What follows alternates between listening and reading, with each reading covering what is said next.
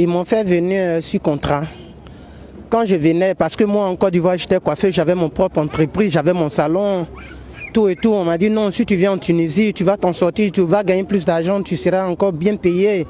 Même là où tu es, il y a déjà une femme qui veut que tu viennes travailler avec elle. Donc viens, ils m'ont pressé. C'est comme ça qu'ils m'ont emmené sur contrat.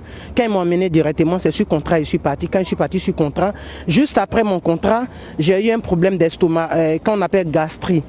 Le temps de traiter, en tout cas, ça fait que je ne me retrouve pas.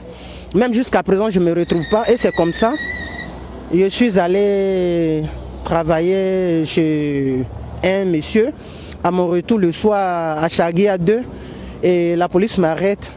Ils m'ont réclamé mon passeport, je leur donne et ils ont pris mon passeport. Jusqu'à présent, ils ont confisqué mon passeport à la justice.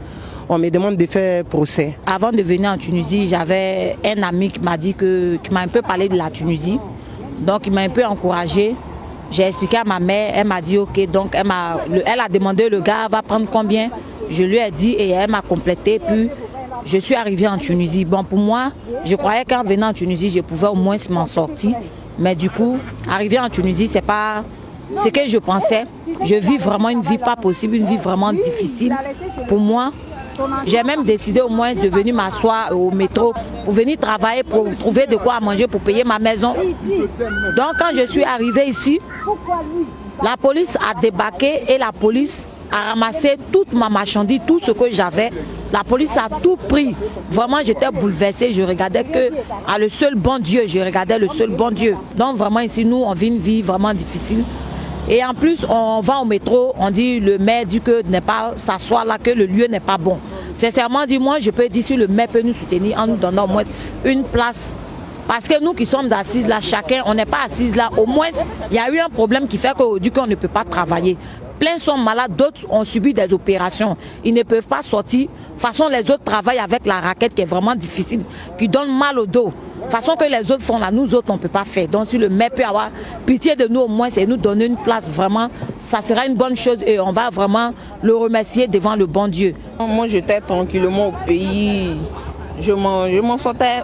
Bon, je peux dire que ça allait chez moi. Juste quand il y a un jaune qui m'a trafiqué pour me dire que ici en Tunisie, que ça va, c'est comme ça, c'est comme si.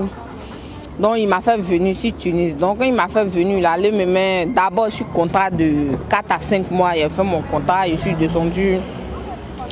Je ne savais pas où partir, ils m'ont laissé comme ça. Ah bon, j'ai payé le billet très cher. Donc ils m'ont laissé comme ça, je suis ici comme ça. Moi, c'est à cause de ma maman que je suis sortie.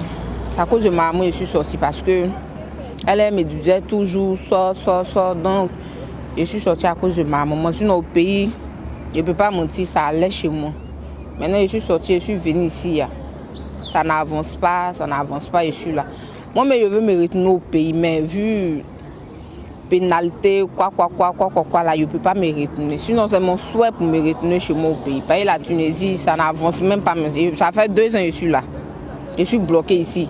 Je ne veux pas aller, je ne peux pas je ne peux pas partir dans mon pays. C'est mon père que j'ai quitté mon pays. Ma mère étant décédée, étant chez moi, je m'en sortais tout de même.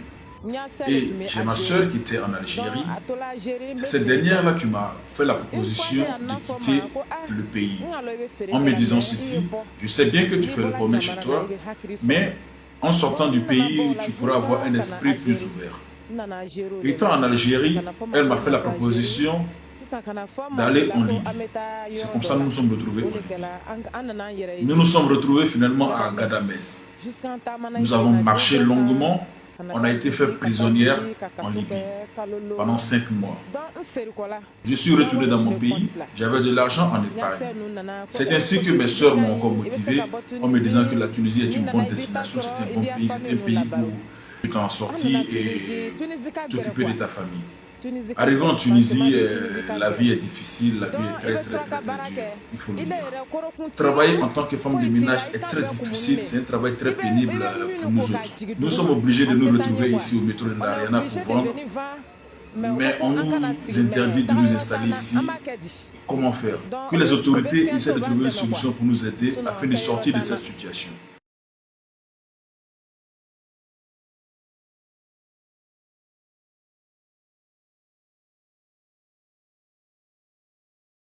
Tu peux voir dans une ville, il y a 3 gangs, il y a 4 gangs. Eux ne s'aiment pas. Chacun lutte pour pouvoir prendre le territoire. Donc, chacun a avoir des éléments pour aller attaquer. Les Camos aussi, chacun a commencé à se confier à chaque Noussi. Donc, quand un problème va ici, on dit non, c'est le petit de tel Noussi. Quand il finit de bouffer l'air des gens et que les gens viennent porter plainte à tel Noussi appelle tel Noussi. Ah, bon, il faut laisser. Lui là, c'est mon élément.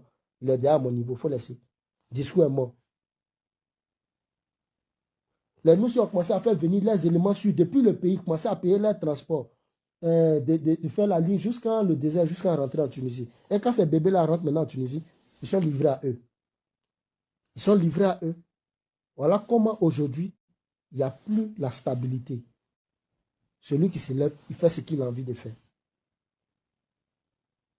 À bon entendeur, salut. Que Dieu vous protège. Il y a, voilà, Brigade Rouge. Ils ont formé la Brigade Rouge, d'après eux. Ils ont formé la Brigade Rouge, d'après eux. Et ils se font appeler Brigade Rouge. Jusqu'à les gens de la Brigade Rouge se lèvent, ils prennent des filles, ou bien ils prennent des gens pour les mettre, pour leur faire savoir qu'il faut dire à tel Camo que toi, tu as l'agent de Boza. Et va dans son bunker. Va dans son bunker. Une fois que vous êtes là-bas, là, tu nous donnes l'emplacement de tout. Tu nous envoies la localisation, tout.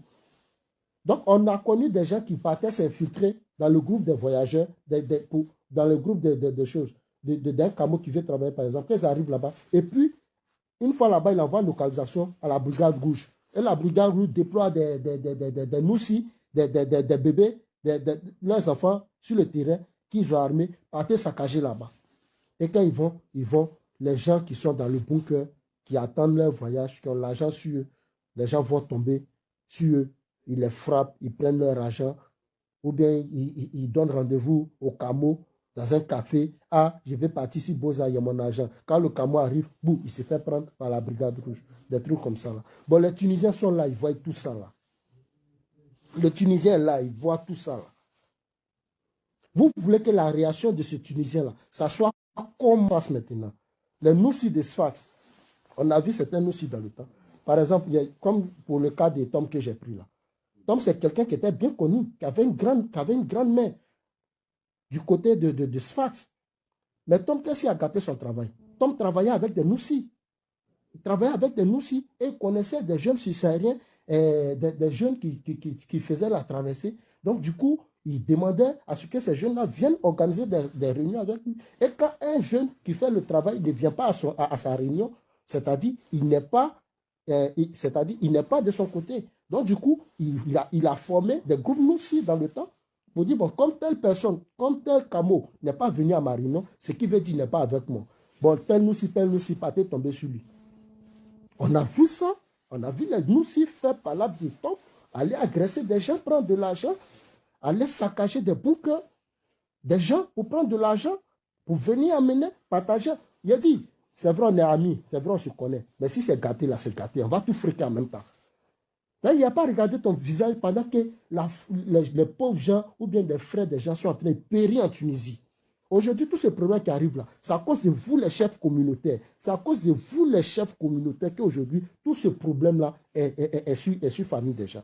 Enfant des gens qui sont sortis pour venir se chercher. Aujourd'hui, ils se retrouvent en prison. À cause de vous. Vous envoyez les gens pour aller saccager des bunkers dans le temps. Pour aller bouffer les gens des gens. Ok. Voilà, aujourd'hui, les Noussi maintenant ont vu que, donc il y a l'argent dedans. Si celui-là même nous envoyait pour aller saccager tel bunker, c'est que nous-mêmes, on peut attaquer directement les Camos. Voilà comment les Noussi maintenant vont commencer à se multiplier à Sfax. Dans les années 2017, 2018, 2019, là, Noussia n'était pas comme ça en Tunisie. Noussia n'était pas comme ça. Comment je suis arrivé, Noussia n'était pas comme ça. Mais Noussia venait s'aggraver lorsque ils ont commencé à travailler avec les chefs communautaires. Parce que Tom, dans le temps, se faisait passer pour un chef communautaire.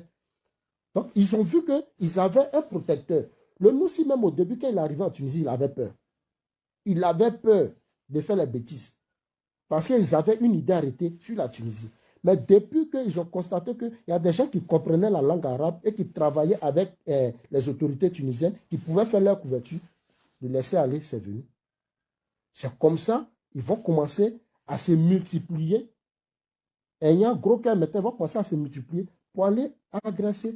Avant, ils travaillaient avec les chefs communautaires, vu qu'eux-mêmes maintenant, ils ont pris une autorité, ils ont pris une grande base, ils se sont fait une place. Donc, du coup, ils n'ont plus besoin de travailler avec les chefs communautaires. Eux-mêmes maintenant, ils arment les petits, et les petits vont tomber sur des bunkers, sur des camos, sur des gens, des citoyens qui font leur travail, des citoyens lambda qui ont leur argent. Les mêmes chefs communautaires ont pris des enfants, ils ont pris des jeunes qu'ils ont armés pour dire, nous, on va vous armer, nous, on vous donne de quoi à faire votre sécurité. Côté justice, côté policier, côté autorité, nous, on gère ça. Gérez seulement. Partez, cafouiller, nyagami. Quand vous venez, nous, on fait votre couverture.